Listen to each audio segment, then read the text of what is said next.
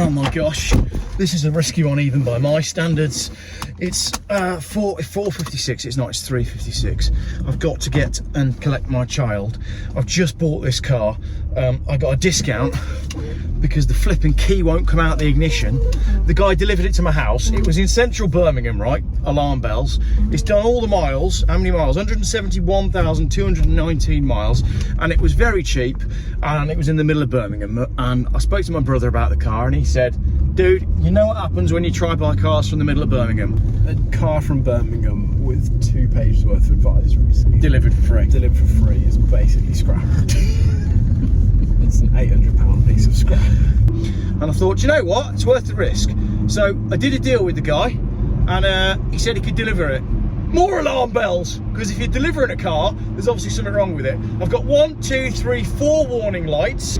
The key will not come out the ignition. It will not come out. What can you do? I've got a car where the key won't come out the ignition. It'll be because the car thinks it's in drive when it's actually in park. That's what it'll be. There's an electrical thing going on somewhere. What can you do when your key's stuck in the ignition? Anyway, the price was £850 and I thought I could do some shrewd negotiating now. What I can do is I could just send the guy home. Send him home, put it back on the truck. But obviously nobody wanted that to happen, so I said, look, I'll give you 500 quid for it. He said, can we do something else? 600 quid, cash. All right, job done. My car, 600 quid cash. Came with a key and a new keeper slip. In the old days of Geoff Buys Cars, right, when I would just buy any old shite, that would be what you'd get with a car. You'd get a key and a new keeper slip. It's been ages since I bought a car like that. That's what we've got. 171,000 miles, a new keeper slip and a dodgy MOT. The MOT is probably not dodgy, but it does have the longest list of MOT advisories that I have ever seen in my life. MOT history, holy macaroni. Front subframe pin or bush worn but not result in excessive movement both sides. Oil leak but not excessive. Rear suspension arm pin or bush worn but not result in excessive movement both sides. Rear suspension arm pin or bush worn but not resulting in excessive movement both sides have plate. Coil spring corroded, all. Front McPherson strut corroded but not seriously weakened both sides. Front brake disc front, so we've got suspension brake, right? Okay, I'm keeping up. Front brake disc worn, pitted or scored but not seriously weakened both sides. Rear subframe, oh, so the back's knackered as well. Mount in prescribed area is corroded but not considered excessive. General underbody corrosion. Rear brake hose has slight corrosion, so all the brake hoses are knackered. Brake pipe corroded, covered in grease or other material. All. Front anti-roll bar corroded but not seriously weakened. Front anti-roll bar pin or bush worn but not result in excessive movement both sides. Offside rear parking brake efficiency only just met. It would appear that the braking system requires adjustment or repair. Man, this guy is a rocket scientist, I can tell. Damaged areas repaired, covered in thick black sealant.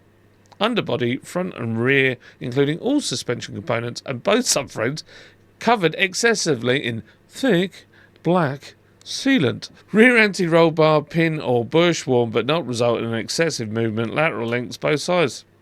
Retested in wet conditions. I don't know what you've been drinking that would make you consider this car. There's nothing a gallon of petrol and a box of matches can't sort out. There is no amount of glitter that you could roll that turd in to make it look any better. However, I'd already done the deal and I thought, well, it's cheap enough and I like the colour. So, the car arrived on a lorry, as you can see in this footage, and it was really late. Like I was supposed to be at school. I've had to put my child in after school club. I mean, he'll have a great time. He'll love it. So he's in after school club because the car was meant to arrive at 1:30 and it didn't get here till about 3 o'clock. And then when it did arrive, we couldn't get the key out, as I've already said. So, world's longest list of MOT advisories, but I had a good look under this car while it was on the truck, and I think what's happened is someone's done a lot of work to this car, and then they've undersealed everything really well, and the MOT test has gone, underseal, I don't really trust that. which is why it's got so many advisories and all that sort of stuff. It actually drives very well. It's very smooth, it's very quiet, and if I didn't think it drove well, I wouldn't have jumped in it straight away, you know, to use it for well, collecting my child from school, the heir to my throne, the fruit of my loins, because that wouldn't be safe. So I'm going to drive it home. I'll do all of my checks on the way home, and then tomorrow, early in the morning, very early in the morning, like crack of dawn, before dawn, I'm going to go pick Ian up, and then we're going to take it on a road trip tomorrow. What could be more risky than buying a car off a Facebook Marketplace, having it delivered from Birmingham, learning that the key doesn't come out, and then taking it on a road trip to Norfolk? There's Norfolk in way that this car is going to return home safely from tomorrow's road trip. Sorry, Ian, I know you've got some parts you need to collect up in Norfolk, but I fancied an automotive adventure, so that's what we're going to do. Let's get this car home, see what it's like. It's a Volvo V70 2.4 petrol automatic with 12 months MOT, and I paid 600 quid. Yes, the key won't come out the ignition, but you know, some minor imperfections and car park dings, as they would say, and an engine light, and an airbag light, and an occasional ABS light. 600 quid! Beggars can't be choosers. It has an MOT, it is working, we are progressing at 65 miles an hour. Job done. Right, let's play a game that I used to play in the old days called knob and switch roulette. Do my mirrors work? Right side, yes. Left side, yes. Does my heated seat work? I just bought a car for £600 with working electric mirrors and, wait for it, a working heated seat. With 4 half decent tyres and an MOT for 600 quid. You can't sniff at that. And it doesn't even smell bad. Unlike the delivery driver who did. It actually goes pretty well, it's pretty smooth. Yeah, I'm not really complaining too much. It's also got, someone's fitted a rear view camera, which I've never ever seen on a second-hand car. How many owners does it had? Don't know. Is it a previous insurance write-off? Don't know. Should we have done more due diligence? We like the colour. Oh man, Ian is in for a treat tomorrow. I hope his heated seat works. If it doesn't, I want my money back. This is the Geoff we know and love, isn't it? This is the kind of adventure that I like, driving long distances in a shit car. What the heck is this? Look at all the sensors on the top of that car. It says it's German. It says it's a connected test vehicle. It's a left-hand drive. Do you reckon that's a driverless car? Do you reckon that's what they're testing? I do. I think that is a driverless car, because I reckon that looks exactly like all the sensors that they had on those Jaguar I-Paces that Lee the Mapmaster was in San Francisco. I reckon that is a German driverless car being tested on a UK motorway. Is that allowed? Are they allowed to do that? Who knows? Right, let's race off into the sunset and get ready for tomorrow's adventure. Oh, I love it, I love it. 150,000 subscribers now, and I've got a little bit of money in my pocket to buy good cars, and I am happier driving a £600 heap with no paperwork. Nothing has changed about the Geoff Buys Cars channel, even as it has grown. I've stuck with my roots. Yeah, this is brilliant, love it. Gonna keep this one forever. The key can stay in. Right, we missed an absolutely classic Geoff moment there, off camera, because my phone died. My phone died, and I was like, I know I've got a 12-volt plug with me. So I go to plug it in, and I plug in my little cigarette adapter, and it went straight through. It went straight through the centre console, and the whole thing pushed through. I was like, oh no, what have I got myself into here? So thankfully, the centre console's all cracked. So I was able to reach in with my left hand and pull at all the wires, I got an electric shock as well. But I was able, by digging around with my fingers, because I'm dead good with my fingers, you see, I was able to get right down in the crack and get the plug back out that had dropped through. Then, because this has got a charging point in the rear, I was able to use my fingers that I've already established I'm good with, to plug it in the rear. And that works. If you put it in the rear, it actually works. So we are charging again off of the 12 volt in the backside. So if in doubt, just you plug it in the back. It's not even funny. It's not even funny, but it is kind of funny. I've scratched up all my hands. There you go, look. I tried to put it in the right hole and I've ended up with injuries. How many subscribers are we going to lose on this video? Oh, broken down van. Yeah. See, broken down van, right? That would have been a good point to have a hard shoulder, because if it had a hard shoulder, it would have been fine. And now what they're doing on the M5 is they've got one lane all coned off because they're adding safety bits. Oh, I've got off at the wrong junction, haven't I? That's all right, we can work with this. Oh, there's my ABS, look. Oh, yeah. Yeah, hear that? Yeah, definitely got through an MOT with the ABS doing that. It was MOT like 2 days ago. Oh, I love it. So funny. Ian, you're going to love this car tomorrow. It's perfectly safe. Still got the engine light on. Right, you ready for some 5-cylinder goodness? Have we got sport mode? There we go, sport mode. No, we haven't got. I've got no sport mode. Where's my sport mode button? Don't appear to have a sport mode. That's a shame. Anyway, we can still do this.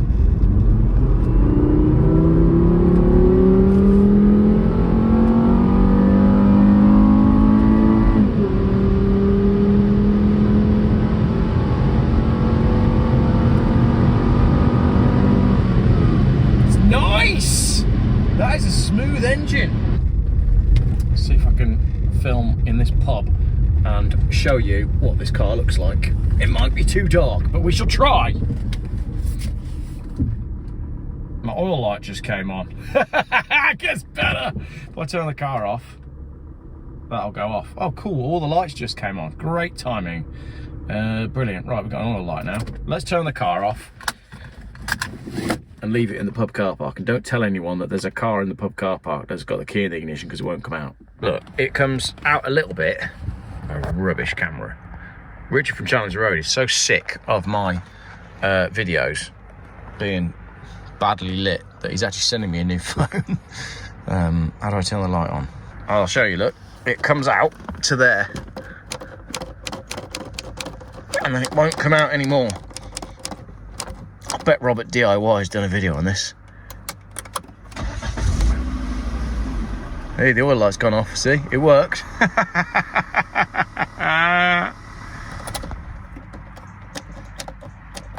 Don't know. Right, we'll leave it as it is. Oh, there you go. Look, it's not too dark. Right, here it is. This is my £600 Volvo V70, and what I'll do is I'll talk you through the bits that seem to be worth some money. Firstly, we've got wings that are in very good condition and not rusty. Then we've got a set of wheels with tyres. Then I've got 4 mud flaps. I've got some clean headlights, and I've got a clean bumper. I've got nice clean doors apart from that bit there. That's not too clean. I've got a beautiful interior that's black leather, so all of that is worth money. The roof rails are worth money, and I know that because I'm always trying to buy them. It's also got a 7-seat conversion, and the 7-seat conversion on its own is worth about 150 quid. The rear lights I can use on my other car, that is if I don't use the set that I've already got. The tailgate's worth some money because they always rust, and it's got a rear spoiler on it, and the rear spoiler is worth money because everybody wants to put a rear spoiler on their car. It's got a nice clean rear bumper. It's got an exhaust tip. Did I mention the wheels and tyres already? And then this side is just as clean as well. So there we go. More than the sum of its parts. No, less than the sum of its parts. I don't know what the saying is. Oh, it's also got an engine as well. I suppose the engine's worth some money, even though it's got an oil light that's now apparently temperamental, and an intermittent engine light, but quite a respectable looking car. It's also, looking at the way it sits, got half decent shocks and springs on it, which is more than can be said for my other one. So I would say after all that, I'm out of breath, and that was a decent investment at 600 quid, unless you're buying XRP, but that's a story for another day. It honestly gets better, right? So I went and did a bit of editing at the pub, and now I'm going back to pick up my child, and I've got a big warning light on, and I've lost my speedo. I've got no speedo, so I've got no trip computer. I've got no mileage. It's all stopped working. Oh no, the oil light's back on. Now I've got 4 warning lights. Oh, it's gone off again. We're all right. We're okay. I don't think it's got any oil in it. I can't do anything about that. I haven't got any oil with me. Brilliant. The best bit is in 10 minutes time, I'm going on, Was it? Is it Talk TV? What's the one that Jeremy Kyle's on? I'm on the telly in 10 minutes doing a live interview with Jeremy Kyle because I'm the automotive expert. The automotive expert is going to break down before he gets to his location where we're going to do the oil light's back on. This car's a heap, isn't it? It is a proper heap. Why would the oil light be on? The oil light only came on after I floored it, so it's got to be fine. I'm sure it's nothing. I'm absolutely sure that it's nothing. It's going to be fine. I'm confident. I know these old Volvos, they'll be all right. Right, the guy that sold me the car is actually phoning me right now. So let's see if I can find out what's going on. Cool. So basically he said the car came in. Oh, no way, we've lost the engine light. The engine light's gone off and the brake light. We're down to just an oil light and an airbag light. Crikey, we could be trouble-free motoring by this time tomorrow morning. We're going to get up really early tomorrow to pick Ian up from Oxford. Oil light. It's just going to be low oil, isn't it? It's probably got no oil in it. I've never had an oil cut light come on in a Volvo before. Oh, come on. All I need you to do is get home, because if you can get home, I've got oil at home. So just do that for me, yeah? Thank you. Right, that's the end of the video. Thank you very much, everybody.